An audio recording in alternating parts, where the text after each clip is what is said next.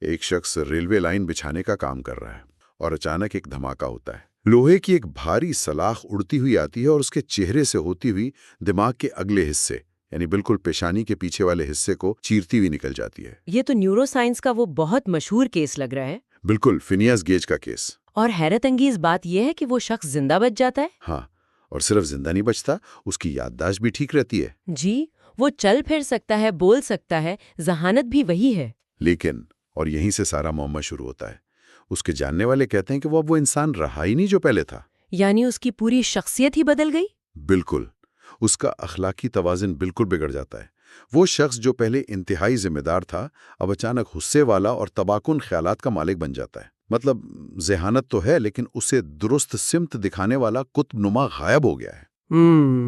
یہ واقعی دماغی سائنس میں انسانی رویوں کو سمجھنے کے لیے ایک بنیاد سمجھا جاتا ہے۔ اس نے سائنسدانوں کو یہ سوچنے پر مجبور کیا کہ انسان کی فیصلہ سازی، تخلیق اور اخلاقیات کا مرکز محض عقل نہیں ہے۔ یہی وہ پراسرار نقطہ ہے جہاں سے آج کے ہمارے اس گہرے مطالعے کا آغاز ہوتا ہے۔ آج ہم جس موضوع کی گہرائی میں جا رہے ہیں وہ ہے تخلیقی صلاحیت۔ ہم سب کے اندر کچھ نیا کرنے کی، دنیا کو سنوارنے کی جو بے چینی ہے وہ کہاں سے آتی ہے؟ اور یہ سمجھنا کہ یہ طاقت دراصل خالق کائنات کی سب سے عظیم صفت ہے۔ بالکل، اور اس مطالعے کے لیے ہم نے مختلف مذہبی تحریروں، خاص طور پر قرآن پاک اور جدید نفسیاتی مقالوں کو کھنگالا ہے۔ ہمارا مشن یہ جاننا ہے کہ اس حیرت انگیز عطیے کی حقیقت کیا ہے اور خالق کا ہم سے اصل مطالبہ کیا ہے۔ تو اگر ہم اس سفر کو شروع کریں تو سب سے پہلے اس بنیادی سوال پر آنا ہوگا کہ تخلیق کا منبع یعنی سورس کیا ہے؟ صحیح۔ جب ہم علم الہیات کی تشریحات دیکھتے ہیں تو ایک بہت خوبصورت تصور ملتا ہے۔ لاطینی میں اسے اماگو دائی کہتے ہیں، یعنی خدا کا عکس۔ خدا کا عکس؟ مطلب انسان کو خالق نے اپنے پرتوں کے طور پر بنایا ہے؟ بالکل، دیکھیں، کائنات کا خالق وہ ہے جس نے اس بے کراں کائنات کو ایک ترتیب اور حسن بخشا۔ تو چونکہ انسان اس کا عکس ہے، تخلیقی صلاحیت انسان کی فطرت کا حصہ ہے۔ یہ کوئی اتفاق نہیں ہے کہ ہم چیزوں کو صرف استعمال نہیں کرتے، ہم انہیں خوبصورت بھی بنانا چاہتے ہیں۔ ہم عام طور پر تو یہی مانتے ہیں کہ تخلیق صرف چند مخصوص لوگوں کا کام ہے۔ یعنی فنکاروں کا؟ ہاں، مطلب کوئی مصور ہو گیا، کوئی موسیقار یا کوئی بڑا سائنسدان۔ لیکن آپ جو بتا رہی ہیں اس حساب سے تو ہر انسان کے اندر یہ ہونی چاہیے۔ تو کیا ہم تخلیق کی تعریف ہی غلط کر رہے ہیں؟ جدید نفسیات میں جو شخصیت کے ماڈلز ہیں وہ تو اسے محض ایک رجحان مانتے ہیں کہ شاید کسی میں کم ہو، کسی میں زیادہ۔ صحیح۔ لیکن جو ہمارے روحانی ذرائع ہیں وہ بہت آگے کی بات کرتے ہیں۔ وہ کہتے ہیں کہ خالق نے انسان میں اپنی روح پھونکی ہے اور اس روح میں تخلیق کی پکار موجود ہے۔ یعنی یہ صرف کینوس پر رنگ پھینکنے کا نام نہیں ہے؟ بالکل نہیں۔ دیکھیں، جب ایک ماں بچے کی تربیت کا کوئی نیا طریقہ سوچتی ہے، یا ایک دکاندار دکان سجاتا ہے، یا آپ دفتر کا کوئی الجھا ہوا مسئلہ حل کرتے ہیں، تو یہ سب کیا ہے؟ یہ اسی الہی صفت کا اظہار ہے۔ ہر انسان اسے اپنے انداز میں استعمال کر رہا ہے۔ JRR ٹولکین کا ایک بڑا دلچسپ نظریہ تھا کہ انسان دراصل ایک ذیلی تخلیق کار یعنی سب کریٹر ہے۔ ان کا ماننا تھا کہ اصل خالق صرف خدا ہے جو عدم سے چیزیں بناتا ہے، یعنی جہاں کچھ نہیں تھا وہاں سے وجود بخشتا ہے۔ انسان تو بس موجودہ چیزوں کو ایک نئی شکل دیتا ہے۔ یعنی ایک طرح کا ریمکس۔ بالکل۔ کیا ہمارا سارا تخلیقی عمل، چاہے وہ آج کی جدید ترین ٹیکنالوجی ہی کیوں نہ ہو، کائنات میں پہلے سے موجود اصولوں کو نیا رنگ دینا نہیں ہے؟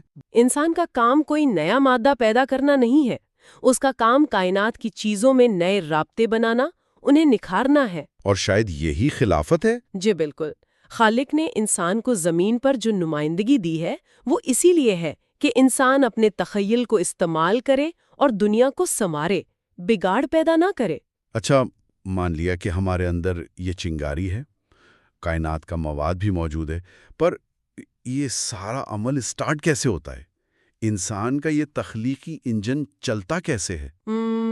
اس کا جواب علم اور غور و فکر میں چھپا ہے، اور اس کی سب سے بڑی مثال ہمیں قرآن کی پہلی وحی میں ملتی ہے۔ اقرا؟ ہاں، اقرا یعنی پڑھو، اور اس کے ساتھ قلم کا ذکر ہے، جس کے ذریعے وہ سکھایا گیا جو انسان نہیں جانتا تھا۔ تو کیا واقعی تخلیقی عمل کے لیے صرف کتابیں پڑھنا کافی ہے؟ مجھے لگ رہا ہے اس پڑھنے کا مطلب کچھ اور ہی ہے۔ آپ بالکل درست سمت میں سوچ رہے ہیں۔ ذرائع یہی بتاتے ہیں کہ اقرا محض کاغذ پر لکھے حروف پڑھنا نہیں ہے، یہ کائنات کو پڑھنے کی دعوت ہے۔ کائنات کی کتاب کو پڑھنا؟ جی، اور دلچسپ بات یہ ہے کہ یہاں نیورو سائنس اور قرآنی تصور آپس میں مل جاتے ہیں۔ دماغی سائنس کہتی ہے ہم معلومات کیسے لیتے ہیں؟ اپنے حواس ہے، یعنی دیکھ کر اور سن کر۔ بالکل، اور قرآن میں بھی انسان کو بار بار دیکھنے اور سننے پر غور کرنے کو کہا گیا ہے۔ یہ مشاہدے کا پہلا قدم ہے۔ تو اس کا مطلب ہے جو کچھ ہم دیکھتے سنتے ہیں وہ صرف ایک خام مال ہے، را مٹیریل ہے، پر یہ خام مال ایک نئے خیال میں کیسے بدلتا ہے؟ کیونکہ دیکھتا تو ایک جانور بھی ہے۔ یہی تو انسان کا کمال ہے۔ انسان کے حواس جب یہ خام مال اندر لے جاتے ہیں تو تفکر اس کو پروسیس کرتا ہے، اور پھر بیدار ہوتا ہے ہمارا تخیل، یعنی امیجنیشن۔ ہم ان چیزوں کی تصویریں بنا لیتے ہیں جو سامنے ہیں ہی نہیں۔ بالکل، اور ان آوازوں کو سن سکتے ہیں جو ادا نہیں ہوئیں، اور جب یہ تخیل عروج پر پہنچتا ہے تو اسے حقیقت کا روپ دینے کے لیے، ایک مادی شکل دینے کے لیے قلم کی ضرورت پڑتی ہے۔ یہ بات مجھے واپس اسی واقعے کی طرف لے جا رہی ہے جو ہم نے شروع میں کیا تھا، فینیس گیج والا۔ ہاں، دیکھیں، اگر علم اور تخیل کا سارا کام دماغ کر رہا ہے تو کیا ہم صرف ایک جدید کمپیوٹر ہیں؟ کیونکہ ہمارے ذرائع تو قلب یعنی دل کے کردار پر بھی بہت زور دیتے ہیں۔ بہت زیادہ زور دیتے ہیں۔ تو مجھے یہ سمجھائیں، ایک عضو جو صرف خون پمپ کر رہا ہے وہ ہمارے خیالات کو کیسے کنٹرول کر سکتا ہے؟ جدید نیورو کارڈیالوجی اور اسلامی نفسیات دونوں اب ایک مختلف کہانی سنا رہی ہیں۔ وہ کیسے؟ میرا مطلب ہے، کیا دل واقعی سوچتا ہے؟ دیکھیں، قرآن نے بارہا قلب کو سمجھنے، محسوس کرنے اور بصیرت کا مرکز کہا ہے، اور دماغ کے جس حصے کو چوٹ لگی تھی نا اس واقعے میں، اسے پری فرنٹل کارٹیکس کہتے ہیں۔ ٹھیک ہے۔ قرآن کی سورہ علق میں اسے ناسیہ کہا گیا ہے، یعنی پیشانی، اور حیران کن بات یہ ہے کہ اسے جھوٹی اور خطا کار پیشانی قرار دیا گیا ہے۔ ایک منٹ، ایک پیشانی یا دماغ کا حصہ وہ جھوٹا یا خطا کار کیسے ہو سکتا ہے؟ وہ تو بس فیصلہ کر رہا ہے نا۔ یہی تو راز ہے۔ دماغ کا یہ حصہ منصوبہ پلاننگ اور فیصلے کرتا ہے۔ یہ ایک مشین ہے، اچھے یا برے دونوں خیالات بنا سکتی ہے۔ لیکن اس پیشانی کو بتاتا کون ہے کہ کیا صحیح ہے اور کیا غلط؟ اسے سگنل کہاں سے آتے ہیں؟ دل سے؟ جی، نیورو کارڈیالوجی بتاتی ہے کہ دل کا اپنا ایک پیچیدہ اعصابی نظام ہے، جیسے ایک چھوٹا دماغ۔ یہ ہر وقت دماغ کے ساتھ رابطے میں رہتا ہے۔ صوفی نفسیات بھی یہی کہتی ہے کہ اصل رہنمائی قلب سے آتی ہے۔ اچھا، یعنی اگر قلب صاف ہو تو وہ اس پیشانی کو، اس دماغ کو مثبت سمت میں موڑ دے گا؟ بالکل، اور اگر قلب میں منفی جذبات ہوں، ہوس ہو، تو وہی شاندار دماغ تباہ کن ایجادات اور جھوٹ کی طرف چلا جاتا ہے۔ اسی لیے اسے خطا کار پیشانی کہا گیا۔ اس واقعے میں اس شخص کا اپنے قلب سے رابطہ کٹ گیا تھا، اس لیے اس کی سمت ختم ہو گئی۔ بالکل صحیح سمجھے آپ۔ یہ تو ذہن کے کئی دریچے کھول رہا ہے۔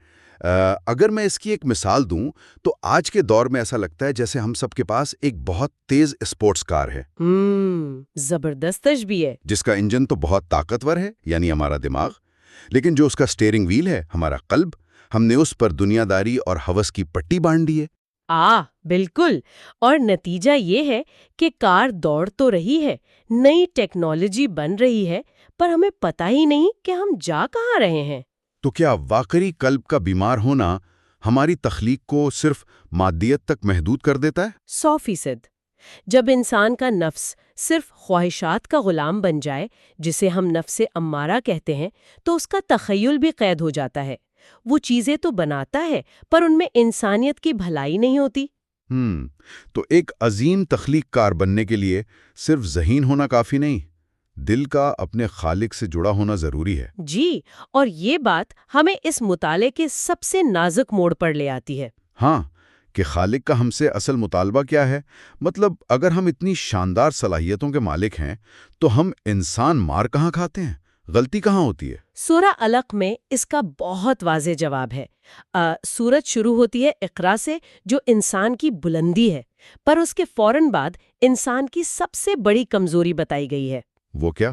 کہ جب انسان علم حاصل کر لیتا ہے، عقل پروان چڑھتی ہے، کائنات تسخیر کرتا ہے، تو وہ خود کو بے نیاز سمجھنے لگتا ہے۔ استغنا؟ بالکل، استغنا۔ وہ سمجھتا ہے اب اسے خالق کی ضرورت نہیں۔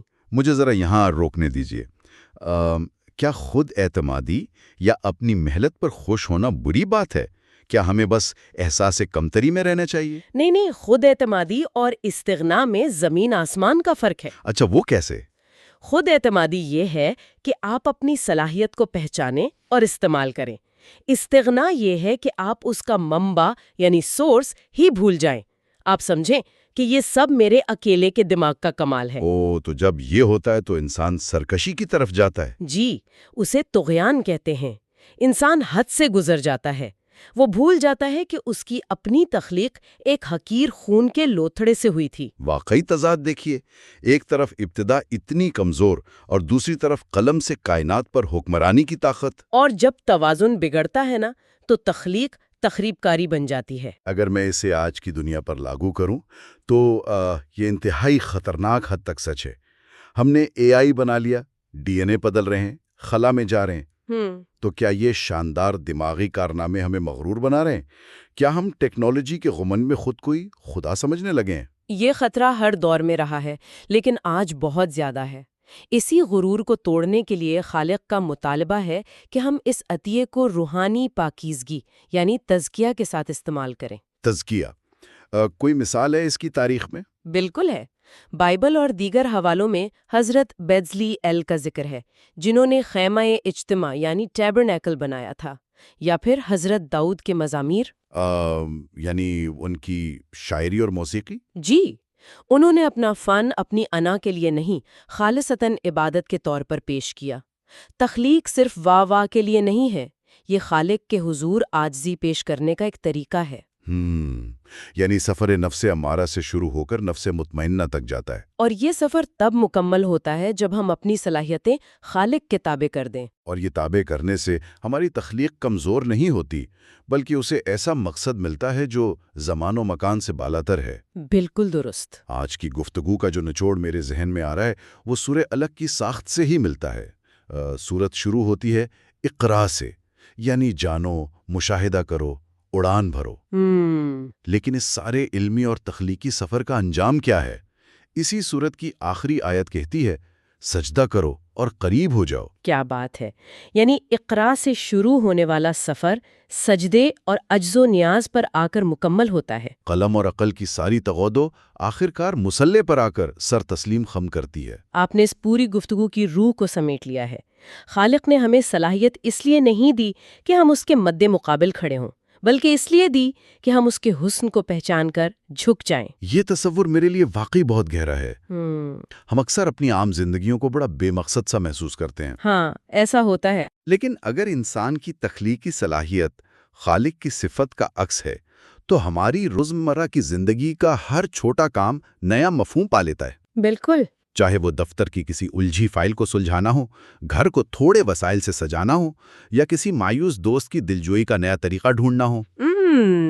اگر نیت صاف ہو اور قلب میں عاجزی ہو تو یہ چھوٹی چھوٹی کوششیں بھی عبادت بن جاتی ہیں۔ ایسی عبادت جسے ہم نے شاید کبھی اس نظر سے دیکھا ہی نہیں۔ اور زندگی کے ہر کام کو اگر اس روحانی نگاہ سے دیکھا جائے تو واقعی جینے کا مقصد بدل جاتا ہے۔ بالکل، پھر ہر کام ہمارے تکبر کو توڑ کر ہمیں سجدے کی طرف لے جاتا ہے۔ آج کے اس گہرے مطالعے نے واقعی ہمیں یہ سوچنے پر مجبور کیا ہے کہ دماغ، دل اور صلاحیتیں مل کر اس اصل خالق کی فرما برداری کا اظہار کیسے کر سکتے ہیں، اور جب ہم یہ جان لیتے ہیں تو ہماری ہر نئی سوچ ایک خاموش سجدہ بن جاتی ہے۔ آج کے اس سفر میں شامل ہونے کا شکریہ۔ یہیں ہم اپنے اس گہرے مطالعے کا اختتام کرتے ہیں۔